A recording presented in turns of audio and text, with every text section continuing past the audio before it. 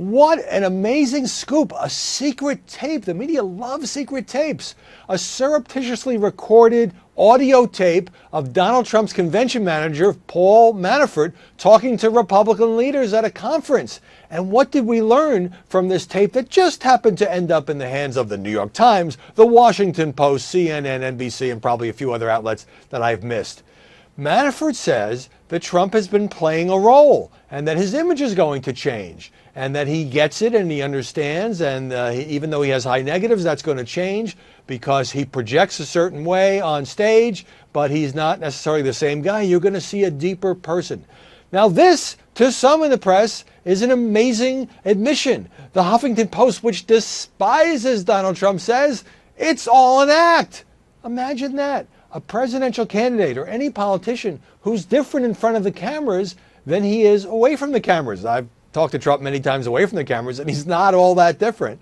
A little bit of a toned down version. You know what? The people you see on television are the same way. When you're in front of the camera, you perform. When you're just sitting in your office, you're a few notches down, let's put it that way. But as there is this debate about whether or not Trump has been play acting, there is an equally interesting and probably more important media discussion of how he might be evolving politically. So you saw Donald Trump in just the last few days say in interviews that he would favor changing the Republican platform to make exceptions on abortion, rape, incest, life of the mother, if abortion were to be outlawed. You see Donald Trump, he was asked on the Today Show, do you favor raising taxes on the rich? And he just said yes. And then the whole controversy in North Carolina over that new law having to do with access to bathrooms and transgender people. Trump, just said, I think the law should stay the way it is. It shouldn't have been changed, and it's not a big deal. Now, the more the stance that he could have taken, that Ted Cruz takes, that probably would have appealed more to the conservative base, is to say this is terrible and we can't have this and we can't have people who were born as men going into a girl's bathroom and all of that.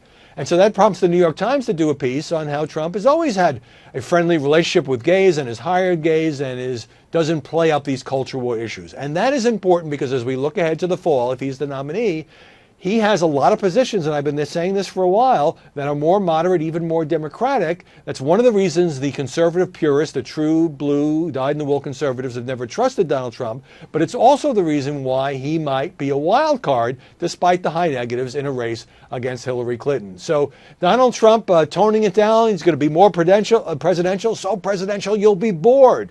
That's an interesting development, but Donald Trump on the issues, starting to pivot toward emphasizing at least more moderate positions, that could change the nature of this fall campaign.